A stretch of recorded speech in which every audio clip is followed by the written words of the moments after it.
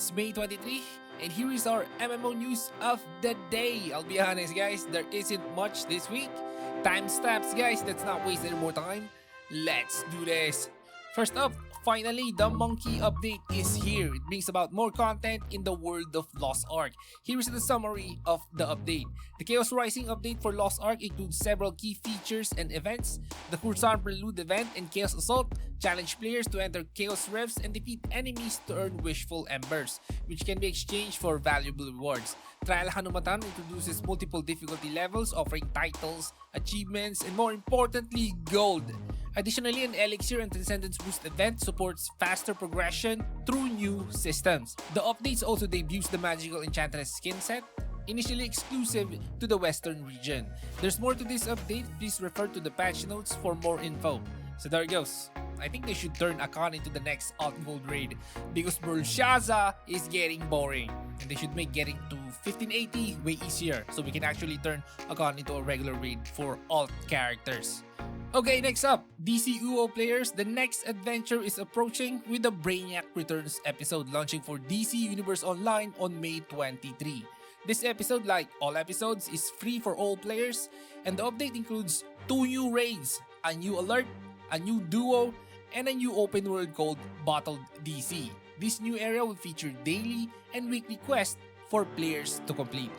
Now, here's some news for closers. The May 22 Closers update introduces the Misery of Nightmare dungeon. This new addition includes 3 types of quest dungeons and 1 event dungeon. The event quest associated with the Misery of Nightmare can be initiated by the event NPC named Misery, who has been added to the Planar Gate area. And to participate in the Misery of Nightmare quest and enter its dungeons, your character must be at least level 89. And after completing the event quest, you can enter the Nightmarish Throne dungeon through the Artificial Portal Stone dungeon entry at Planar Gate, or the combined dungeon entry, Gaston, at Noah's Museum.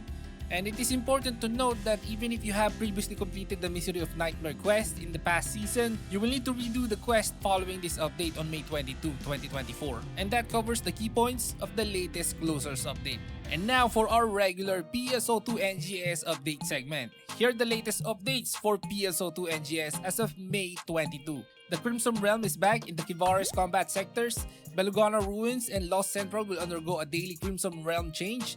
The weather will turn into a calamitous red, and there will be exclusive trials featuring enhanced starless enemies.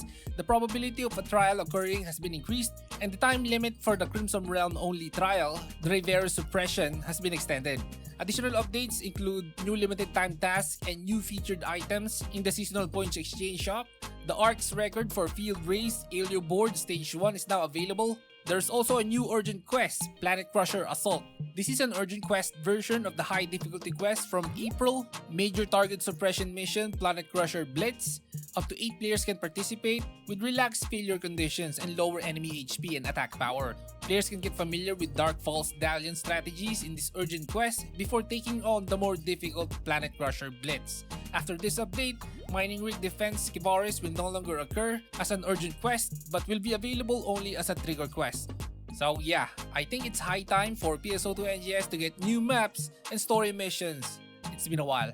Next up, in the latest Palia Dev blog, which talks about patch 0.180, which is said to be the biggest patch yet for the game. Significant changes are on the way. The economy update aims to balance gold earnings across various activities, reducing emphasis on mining while boosting rewards for foraging, insect catching, hunting, and fishing. Notable changes includes increased gold and renown limits, better rewards from treasure chest, reduced crafting requirements, and shorter build times for housing add-ons. The premium store will offer new pets like the Flutter Box, tool skins, and fan favorite features such as building blocks and the return of the Hot Pot minigame. So yeah, Palia is getting ready for another big update, and check their websites for any updates on this. And now, some quick news for Digimon Super Rumble. In their May 22 update, 2 new Digimons has been added, Gogmamon and Ulforce Vidramon. This update is particularly nice for me because I have a Rockmon which can evolve into a Gogmamon. Anyway, the update brings changes to Gatmon and its mutation, along with alteration to the skins of Dalmon variants. A new black market operated by a Digimon is also now available, offering rare items, while new achievements tied to equipment enhancement and Digimon acquisition have been added. And there's also system improvements aiming to enhance the overall experience of the game.